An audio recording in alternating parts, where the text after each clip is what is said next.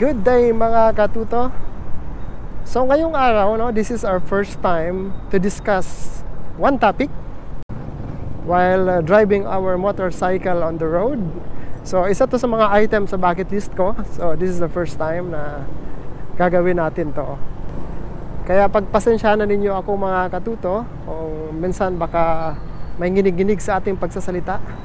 Ganun talaga pag first time, naginginig-ginig pa, baby.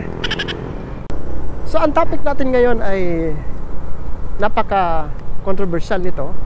Bakit daw magkaiba ang requirements ng LTO at PNP-HPG pagdating sa mga checkpoints na inorganize nila? So i-discuss natin yun mga katuto. One way ba dito? Hindi naman, may tricycle naman. So pag nahuli siya, huli din ako.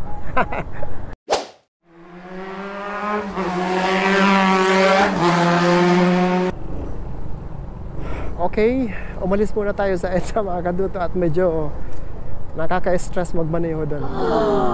Mission fail po tayo mga katuto. Hindi pala madaling mag-vlog at actual na mag-discuss ng topic pag nagmamaneho, lalo na nasa EDSA. Medyo nakaka-stress at delikado pa. Back to topic tayo mga katuto. Minsan may mga rider na iniisip na pareho lang ang trabaho ng dalawang ahensyang ito, ang LTO at PNP-HPG. Pero ang totoo po, magkaiba ang mandato nila pagdating sa pagpapatupad ng batas sa kalsada. Bakit nga ba may pagkakaiba sa kanilang mga requirements?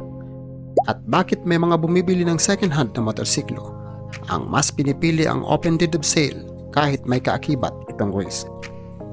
Pag-usapan natin yan ng detalyado at sabay-sabay tayong matuto.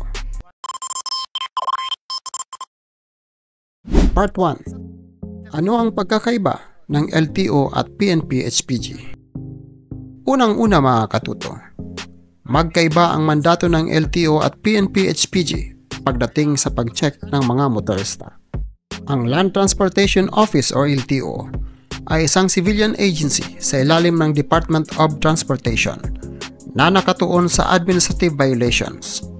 Ibig sabihin po, ang trabaho nila ay tiyakin na sumusunod ang mga motorista sa mga regulasyon ng motorcycle registration, driver's license at iba pang dokumento na may kaugnayan sa mga sasakyan.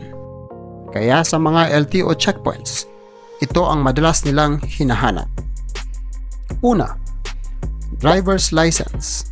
Kailangang valid, angkop sa minamaneho mong sasakyan at hindi expired.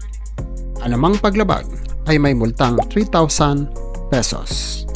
Pangalawa, official receipt and certificate of registration. Pag unregistered ang motorsiklo mo, ang multa ay tumataginting na 10,000 pesos. At wag po nating kalimutan na may dagdag na 2,000 pesos dahil po sa pagmamaneho ng unregistered motorcycle. So bali, 12,000 pesos. Pangatlo, yung mga unauthorized motorcycle modifications tulad ng modified exhaust pipe na hindi sumunod sa mga alituntunin ng LTO. Ang multa ay 5,000 pesos. Bago po tayo magpatuloy sa ating talakayan, kung hindi po kayo open sa ibang mas malawak na analysis kung bakit may ibang hinahanap na dokumento sa mga checkpoint ng pulis na nagkakandak ng anti-criminality campaign, lalo na po may posisyon na dito ang ating idolo na si Congressman Busita, ay iminumungkahi ko po na sa puntong ito ay wag na ninyong ipagpatuloy ang panunood ng video. Bilang mga road safety advocate, ang layunin po namin ay tiyakin na ang focus ng rider sa kalsada ay ang ligtas na pagmamaneho lamang. Yung wala nang iniisip na anumang posibleng violation o bigla kakabahan pag may nakitang mga checkpoint at baka may iba pang gawin na hindi sinasadya, tulad ng biglaang pagtakas, tulad ng mga napapanood natin sa social media dahil sa pagkabigla na pwede ikapahamak ng rider o magdulot ng aksidente. Real talk lang po tayo mga katuto. Tayo ang nasa kalsada. Tayo ang maaring masita. Hindi natin sinasalungat ang posisyon sa issue na to ni Congressman Busita. Pero magbibigay tayo ng masusing analysis sa sitwasyon para mas maunawaan natin bilang mga rider ang dalawang panig. Ang mahalaga, magkaroon tayo ng tamang impormasyon para sa ating peace of mind sa bawat biyahe. Hindi din po natin pag-uusapan ang kanya-kanyang interpretasyon ng mga batas na nabasa natin. Babasahin lang natin ulit at kayo na ang bahala. Kahit po sa pagdinig ng isang kaso, sabi nga ng mga abogado, may tatlong opinyon palagi sa interpretasyon ng batas. Yung prosecution, yung depensa, at yung judge. Minsan pang-apat yung mga tao sa loob ng courtroom. Ngunit alam naman nating lahat na ang kataas-taasang hukuman lamang ang may final say sa tamang interpretasyon ng bawat batas. So alright mga katuto, simulan na nating pag-usapan ito ng maayos at patas. Ang Philippine National Police Highway Patrol Group or PNP-HPG ay isang law enforcement unit ng PNP. Ibig sabihin, police pa din sila. Kaya hindi lang sila nakatuon sa administrative violations, nakafocus din sila sa mga krimen sa kalsada tulad ng Number 1, paglabag sa Anti-Carnapping Act of 2016. Number 2, paglabag sa Motorcycle Crime Prevention Act. Nakatatapos lang ang BICAM conference noong January 14, 2025 para sa mga proposed amendments. Number 3, paggamit ng peking dokumento o plaka. Number 4, illegal na pagdadala ng deadly weapon or illegal drugs. So lilinawin lang po natin mga katuto. Hindi kriminal agad ang tingin sa ating mga rider. Nagkataon lang na nagpapatupad ng batas ang mga pulis sa kalsada. At of course, andun tayo sa kalsada. So apektado din tayo. Kaya kapag pinahinto ka sa PNP-HPG checkpoint, maaaring hanapin nila ang mga sumusunod. Una, driver's license.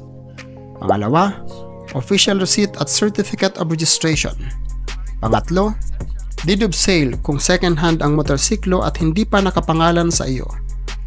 Pang-apat, valid ID ng driver at owner na may signature for verification. Pang-lima, PNP clearance kung sakaling may naitalang kaso sa motorsiklo. Pag-usapan natin ito mga katuto. Tanong, dapat bang mag-require ng deed of sale sa mga checkpoint ang PNP-HPG? Maikli po ang sagot. Hindi automatikong required ang deed of sale sa lahat ng PNP-HPG checkpoints. Ngunit pwede itong hanapin kung may probable cause na may nangyaring paglabag. Halimbawa, kung ang motorsiklo ay walang plaka o may kahina-hinalang kilos ang rider, maaaring hingin ng PNP-HPG ang deed of sale bilang ebidensya ng legal na ownership ng motorsiklo.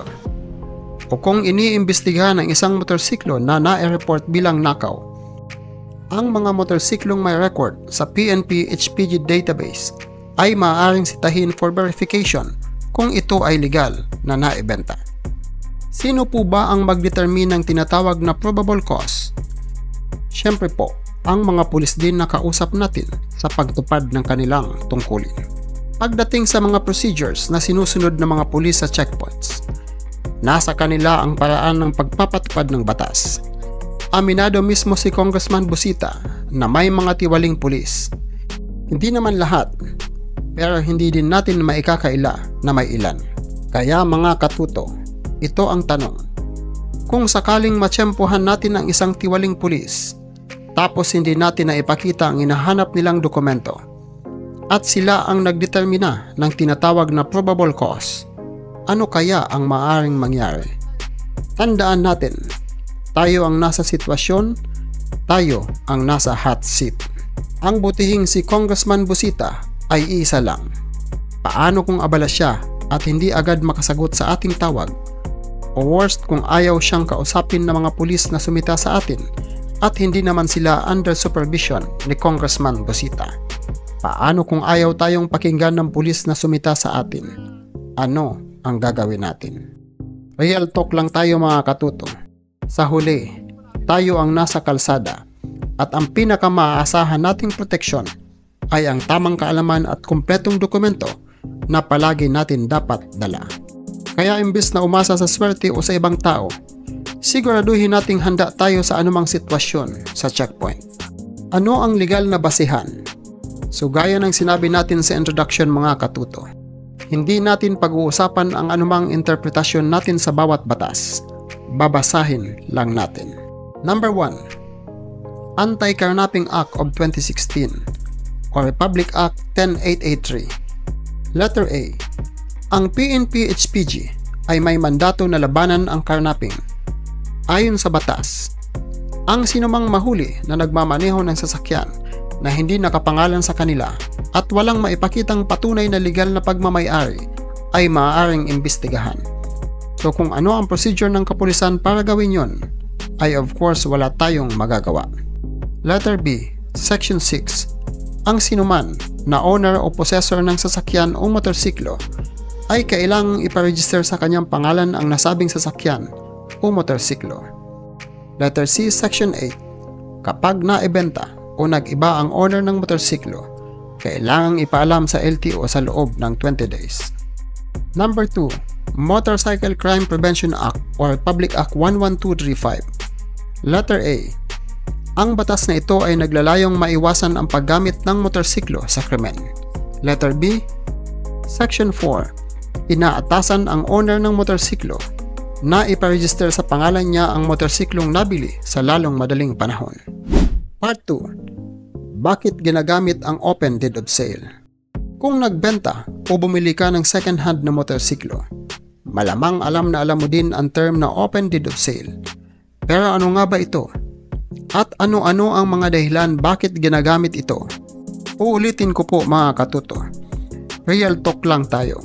Kaya bato-bato sa langit, ang tamaan ay pangit. Number 1. Mas mabilis at madali ang transaksyon. Sa halip na iproseso agad ang transfer of ownership sa LTO, hinahayaan na lang ng seller na hindi isulat ang pangalan ng bagong owner sa deed of sale. Ibig sabihin, pwedeng ibenta ulit ng buyer ang motor nang hindi dumaan sa LTO transfer process. Number 2. Iwas gasto sa transfer of ownership. Para matransfer ang ownership, kailangang bayaran ang notary fee, transfer fee, emission test, at iba pang processing fees. Para makatipid, mas pinipili na lang ng iba ang open deed of sale kaysa magpa-transfer agad sa LTO. Number 3. Pag-iwas sa pagbabayad ng buwis sa BIR. Alam nyo bang may kaakibat na capital gains tax at documentary stamp tax ang transfer of ownership? Maraming seller at buyer ang iniiwasan ito para hindi na magbayad ng mga nabanggit na buwis. Pero ang tanong, legal ba o ligtas itong gamitin? Ano ang mga risks ng open deed of sale? Bilang isang incomplete document, hindi naman illegal ang open deed of sale. Ngunit may mga legal risks at limitasyon ito tulad ng mga sumusunod. Number 1. Mananatili ang pangalan ng dating owner sa LTO records. Kaya kung may violation o kaso ang motorsiklo, siya pa rin ang mananagot. Number 2. Kung sakaling manakaw o ma-involve sa krimen ang motorsiklo, pwedeng pagdudahan ang kasalukuyang owner. Number 3. Dahil blanco ang pangalan ng buyer, maaaring gamitin ito sa illegal na transaksyon. Number 4. Kung mawala, manakaw, madamage sa bagyo o masunog yung ORCR na hawak mo, hindi ka pwedeng mag-request ng duplicate copy ng mga dokumento kasi hindi naman pangalan mo ang nasa records. Part 3. Ano ang dapat gawin?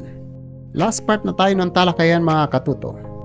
Narito ang best practices kung bibili o magbebenta ng motorsiklo maliban sa physical na pag-check. Number 1. Laging iproseso ang transfer of ownership sa LTO.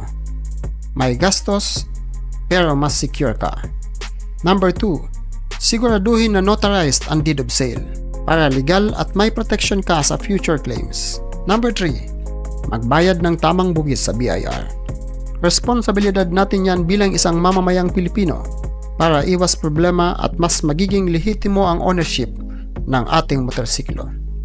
Number 4. Siguraduhin na ang pangalan ng buyer ay agad na ilagay sa deed of sale at iproseso ang transfer of ownership sa LTO. Number 5. Huwag basta bumili ng sasakyan o motorsiklo na may open deed of sale lamang kung walang ibang supporting documents tulad ng ORCR at valid ID ng previous owner. Number 6. Siguraduhin na walang existing violations o utang ang sasakyan o motorsiklo bago ito bilhin. Tandaan, para iwas abala, laging dalhin ang driver's license at ORCR. Kung hindi pa naproseso ang transfer of ownership, mas mabuti nang may notarized deed of sale ka para maiwasan ang hindi pagkakaunawaan sa checkpoint. Total, standard man yun na kapag may bentahan ng motorsiklo, palaging may deed of sale na ginagawa para sa proteksyon ng bumili at nagbenta.